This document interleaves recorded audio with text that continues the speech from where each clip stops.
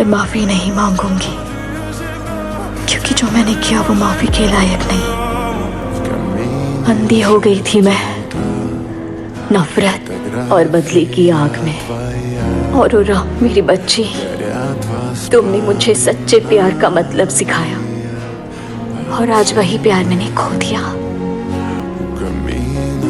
वादा करती हूँ कि जब तक मैं जिंदा हूँ तुम पर कोई आंच नहीं आने दूंगी।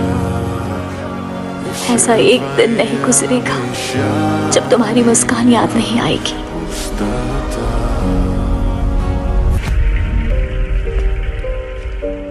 हेलो परिमा। हेलो बिट्टी।